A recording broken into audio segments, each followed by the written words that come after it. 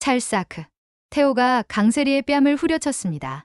순식간에 공기가 얼어붙었고 강세리는 눈이 휘둥그레진 채 말을 잃었습니다. 붉게 달아오른 얼굴, 떨리는 입술, 방 안은 숨조차 막히는 긴장으로 가득 찼습니다. 그날 태호와 강세리 사이에서 도대체 무슨 일이 있었던 걸까요? 태호는 강세리 앞에 섰다. 마지막으로 묻겠다는 듯 목소리를 눌렀다. 한 번만 더 확인한다. 내 뱃속에 있던 내 아이 정말 죽은 거 맞아? 강세리는 눈 하나 깜빡하지 않고 딱 잘라 말했다. 죽었어. 오래전에. 그러니까 쓸데없는 얘기 하지 마. 종이의 마찰음이 짧게 지나갔다. 태호의 손에서 유전자 검사 결과지가 탁자 위로 미끄러졌다. 그럼 이건 뭐야? 지호가 책 읽을 때 오른쪽 눈썹을 약지로 문지르는 버릇, 그거 내가 어려서부터 하던 버릇이야. 유전자 결과도 일치하고. 아직도 잡았대? 강세리가 바로 받아쳤다. 지호는 황기찬 아들이야. 내 아이는 그때 죽었다고. 그 말을 끝낸 뒤에야 그녀의 입술이 굳게 다물렸고 한 박자 늦게 거친 숨이 새어나왔다. 분노는 더 머무를 곳이 없어 손끝으로 솟았다. 태호가 강세리의 뺨을 거칠게 후려갈겼다. 딱! 소리가 방 안을 찢었다. 강세리의 고개가 옆으로 꺾였고 하얀 피부가 순식간에 붉게 달아올랐다. 콧등이 미세하게 떨리고 눈동자가 흔들렸다. 죽었다는 거짓말로 내 아이를 2번 죽이지 마. 지호는 숨 쉬고 잘하고 웃고 있어. 어디서 감히 죽었다고 못을 박아. 강세리는 치욕과 분노 그리고 공포가 섞인 얼굴로 태호를 노려봤다. 그러나 그 눈끝에서 아주 얇게 금이 갔다. 결국 무너진 강세리는 바닥에 무릎을 꿇고 울부짖었다. 내가 잘못했어. 제발 황기찬한테는 비밀로 해줘. 제발. 들키면 나는 끝이야. 그녀의 절규는 방 안을 메아리치며 퍼져나갔다. 그러나 태호는 차갑게 웃으며 다가섰다. 세리, 내가 예전에 돈이 없어 날 떠났지? 하지만 지금은 다르다. 난 아트딜러로 성공했어. 지호를 미국으로 데려가 아빠로서 내가 키우겠어. 그러니 내 말 안 들으면 지호까지 잃게 될 거야.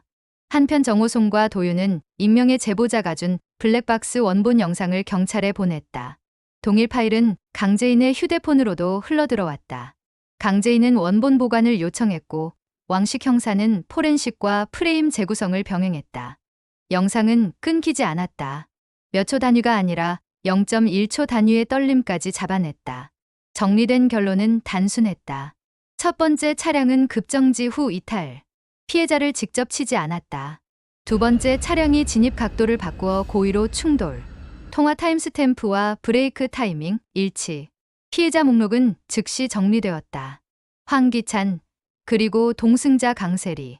두 사람의 이름이 수사선상 최상단에 올랐다. 검찰 담당이 바뀌자 황기찬은 예전처럼 전화를 돌렸다. 사건 담당 검사랑 약속 좀 잡아줘. 만남이 잡혔다. 카페 구석 자리, 종이 봉투가 스르르 밀렸다. 뇌물입니까? 새 담당 검사는 손을 떼었다. 증거가 너무 명확합니다. 여론도 안 좋습니다. 받아들일 수 없습니다. 황기찬의 손등이 파르르 떨렸다. 얼굴빛이 창백해지며 눈빛이 흔들렸다. 그는 애써 침착한 척 앉아 있었지만 입술은 파르르 떨렸고 손끝의 진동은 멈추지 않았다. 마치 모든 비밀이 무너져 내리는 걸 직감했다. 한편 황기만은 도유경을 예쁜 언니라 부르며 자꾸 찾아갔다. 어느 날 도유경이 그에게 조심스럽게 말했다. 우리 결혼했었어. 생각 안 나지? 기만은 두 눈을 크게 뜨더니 머리를 양손으로 움켜쥐었다. 아, 머리가 아프다 괴로운 듯 몸을 비틀며 신음을 흘렸다. 아, 머리가 깨질 것 같이 아프다. 도유경이 놀라 다가갔다. 기만 씨 괜찮아? 그러나 기만은 더 크게 머리를 쥐어짜더니 결국 정신을 잃고 쓰러졌다. 기만 씨, 정신 차려요. 유경의 절규가 사방에 울렸고 급히 구급차가 불려와 그는 병원으로 실려갔다. 의사가 급히 도유경에게 다가왔다. 환자는 극심한 두통과 기억 충격으로 쓰러진 겁니다. 안정을 취하면 의식은 돌아올 겁니다. 도유경이 눈물을 훔치며 물었다. 정신은 언제쯤 돌아올 수 있을까요? 의사가 고개를 끄덕였다. 조금만 더 지켜봅시다. 잠시 후 황기만이 천천히 눈을 떴다. 도유경이 손을 잡으며 말했다. 기만 씨 괜찮아요? 여기가 병원이에요. 황기만은 흐릿한 눈빛으로 유경을 바라보다 떨리는 목소리로 속삭였다. 유경아, 나 기억이 조금씩 나. 근데 머리가 너무 아파. 김한이 유경을 처음 보고 한눈에 반했던 기억. 식탁 위에 김치찌개 냄새가 퍼졌던 저녁. 늦은 밤, 꽃집에서 급히 고른 붉은 장미 한 다발. 유경이 웃던 순간, 서운해서 등을 돌렸던 순간, 너와의 행복했던 시간들이 필름처럼 떠올라. 그리고 다음 장면 계단. 계단 난간, 발목이 헛디뎌지는 느낌. 강세리와 김한은 격렬하게 다투고 있었다. 순간 강세리의 손이 등을 밀쳤다. 아, 잠깐 몸이 허공으로 곤두박질치고 바닥이 가까워졌다. 뇌리에 마지막으로 떠오른 건 한 장의 종이였다. 유전자 검사서 99.9% 부적합. 황기찬과 황지호는 친자 관계가 아니다. 황기만의 목에서 건조한 소리가 났다. 강세리가 날 밀었어. 내가 지호 유전자 검사를 했거든. 결과가 안 맞았어. 황기찬 친자가 아니래. 그래서 입 닫아주겠다 했지. 그 대가로 10억을 달라 했어. 유경이 너와 다시 시작하려고. 그랬더니 날 밀었어. 그래서 이렇게 된 거야. 유경아, 내가 머리에 피 흘리며 일어나지도 못할 때 강재인 형수님, 최자영 사돈어른이 지켜보고 계셨던 것 같아. 뭐라고? 재인이 엄마가 거기 있었다고? 희미하지만 거기서 날 보고 놀라는 기억이 나. 유경아, 내가 잘못했어. 다시는 안 그럴게. 문 밖에서 발자국 소리들이 들려왔다. 노숙자, 황기찬, 집안 식구들이 들이닥쳤다. 유경은 지긋지긋한 노숙자를 마주하기 싫어 자리를 피했다. 김한의 말을 들은 노숙자의 얼굴은 칼날 같았다. 내가 우리 김한이를 계단에서 밀어 바보로 만들었어? 그게 너야? 그리고 지호가 우리 기찬이 아들이 아니라고? 저런 쳐 죽일 년을 봤나? 노숙자는 강세리를 향해 달려들었다. 강세리는 대답하지 않았다. 팔짱을 끼고 고개만 돌렸다. 그러나 손가락 끝이 미세하게 떨렸다. 그 순간 노숙자는 방방 뛰며 소리쳤다. 내가 김한이를 밀어버렸다니 무식한 짓을 저지르고도 아직도 뻔뻔하게 굴어? 그의 분노가 병실 안을 뒤흔들었다. 황기찬의 시선이 흔들렸다. 그는 갑자기 강세리의 멱살을 움켜쥐며 입에 담지 못할 말들을 퍼부었다. 내가 내 형까지 그렇게 만들고도 아직도 내 옆에 있을 자격이 있어? 아니야, 내가 그런 게 아니라고? 난 아니야. 세리는 소리쳤다. 더러운 입 다물어. 그의 분노가 터져나와 방 안 공기가 얼어붙었다. 벽에 기댄 손이 내려앉았다. 지호가 황기찬의 아들이 아니라는 말. 그 이전에 이미 무덤처럼 눌러놓았던 기억 하나가 문을 박차고 나왔다. 은호, 강재인의 아들, 그리고 사랑하는 내 아들 황은호. 사고의 그날 모든 걸 덮어버리자고 마음먹었던 그 순간. 강세리의 눈빛이 떠올랐다. 제발 이대로 가자고. 우리 아들 지호도 있다고. 그래서 덮었다. 죽은 아이의 무게를 산 아이의 미소로. 이제 그는 알았다. 자신이 붙든 건 다른 사람의 아이였다.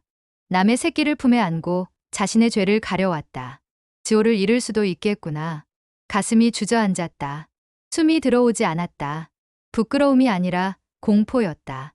세상을 잃는 감각. 그 한복판에 자신의 이름이 있었다. 도유경은 눈물을 훔쳤다. 그리고 고개를 들었다. 제가 증언하겠습니다. 법정에서도 도망 안 갈게요. 그 목소리는 떨렸지만 눌리지 않았다. 병실 안 공기가 그 말에 맞춰 다시 섰다.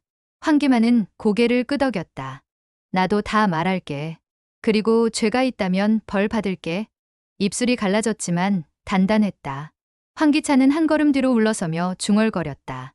지호가 내 아들이 아니라고. 그 말은 스스로에게 내린 형벌 같았다. 그의 얼굴이 새하얗게 질렸다. 그 순간 그는 은호의 영정 앞에 멈춰 선 자신을 보았다. 피하지 못한 죄, 덮어온 거짓, 그리고 사랑이라고 믿었던 자기 연민. 그 모든 것이 강세리가 아닌 자기 자신의 선택이었다는 사실을 드디어 인정하고 있었다. 그러나 강세리는 모든 게 들통난 상황에서도 눈빛을 굳히며 누군가를 죽여서라도 빠져나갈 궁리를 하고 있었다. 그녀는 모든 게 강재인 탓이라며 자신은 죄가 없다고 우겼다. 다 재인 때문이야. 내가 뭘 그렇게 잘못했어? 다 재인이 날 궁지로 몰아넣은 거라고. 강세리의 목소리는 악랄하게 울려 퍼졌다. 방도가 없으면 지호 데리고 몰래 도망가야 해. 하지만 세리는 강규철 회장이 남긴 비자금의 유혹을 뿌리칠 수 없었다. 지호는 이제 황기찬 집에서 찬밥 신세니까 친아빠인 태호 씨에게 일단 보내는 게 맞아. 김도희 대리의 죽음도 난 동승자니까 황기찬에게 뒤집어 씌우고, 황기만은 날 매일같이 따라다니며 돈을 요구해 협박당하다가 말싸움 끝에 사고가 난 거지 밀어버리지 않았다고. 황기만이 발을 헛디뎌서 그런 거라고 발뺌하면 그만이야. 강세리는 검은 속내와 머리는 빠져나갈 궁리로 가득했다. 영장실질 심사와 친자 1차 신문이 같은 날 잡혔다. 법원 계단 다장 밑에서 지호가 조용히 물었다. 아빠, 엄마 나는 누구 편에 서야 해? 아무도 쉽게 대답하지 못했다. 세리는 지호에게 단단히 일러뒀다. 친아빠는 태호니까 따라가서 있으면 곧 데리러 간다고. 지호가 처음엔 놀랐지만 식구들이 점점 자신을 미워하는 눈치를 챈 지호는 마음먹었다. 잠시 뒤 아이가 먼저 걸음을 뗐다. 그의 발끝이 향한 곳에는 진실 두 글자가 서 있었다. 내 아들 지호는 찾았으니 이제 내 동생 캐서린을 찾을 차례야. 태호는 굳게 마음 먹었다. 오늘 이야기가 흥미로우셨다면 구독과 좋아요, 알림 설정까지 꼭 부탁드립니다. 다음 회에서는 더 강렬한 진실이 드러납니다. 놓치지 마세요.